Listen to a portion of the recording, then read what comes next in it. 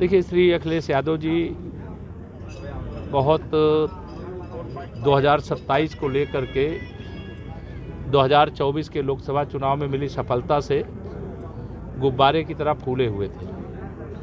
लेकिन लोकसभा के बाद जो विधानसभा के उपचुनाव हुए और जिस झूठ के सहारे जनता को गुमराह करके उन्हें लोकसभा में सफलता मिली थी, उनके झूठ का पर्दाफाश हो गया है। जहां भारतीय जनता पार्टी लोकसभा के चुनाव में शानदार प्रदर्शन नहीं कर पाई थी, लोकसभा चुनाव के बाद हरियाणा प्रदेश का चुनाव हुआ, वहां कांग्रेस को परास्त करके वहां भाजपा की सरकार बनाए। महाराष्ट्र में चुनाव हुआ, वहां भारतीय जनता पार्टी प्रचंडतम बहुमत से विजय प्राप्त की, वहां भी हमारी लोकसभा में सीटें कम हो गई थी। उसके बाद दिल्ली विधानसभा का चुनाव हुआ, वहां आम आदमी पार्टी की सरकार को जनता ने उखाड़ फेंका और भारतीय जनता पार्टी की वहां पर सरकार बनी। 2027 में उत्तर प्रदेश के होने वाले विधानसभा चुनाव में हम लोग 2017 दोहराएंगे, 300 से अधिक सीटें फिर जीतेंगे और समाजवादी पार्टी जो गुंडों, अपराधियों, माफियाओं, दंगाइयों की पार्टी है, इस पार्टी से उत्तर प्रदेश को सदा के लिए मुक्ति दिलाएंगे, अर्थात सपा को समाजवादी पार्टी बनवाने का काम करेंगे। हिंदू मुस्लिम कर रहा है। हिंदू मुस्लिम हमें करने की आवश्यकता नहीं है।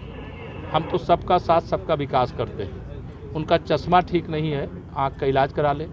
उनका मानसिक अगर एक रोग हो गया कि भाजपा पे ऐसे आरोप लगा करके और जनता को गुमराह करके लोकसभा चुनाव की तरह विधानसभा के 2027 के चुनाव में भी उन्हें कोई फ़ायदा मिलेगा, तो बहुत बड़ी गलतफहमी में है।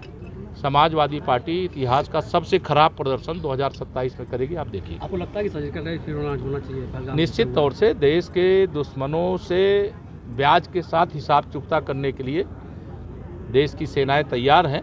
उस पर ज़्यादा कुछ बोलना नहीं, लेकिन वह जो आतंकवादी हमला पहलगाम में हुआ है, उससे पूरा देश दुखी भी है, पूरा देश गुस्से में भी है और पूरा देश बदला चाहता है।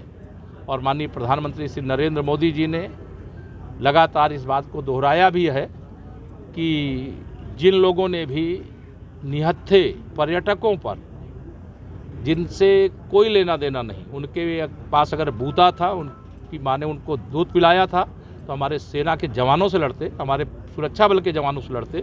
निहत्थे लोगों पर गोली चलाना तो बहुत सरल काम है, लेकिन वो आतंकी कायर थे, वह आतंकी मानवता के दुश्मन थे।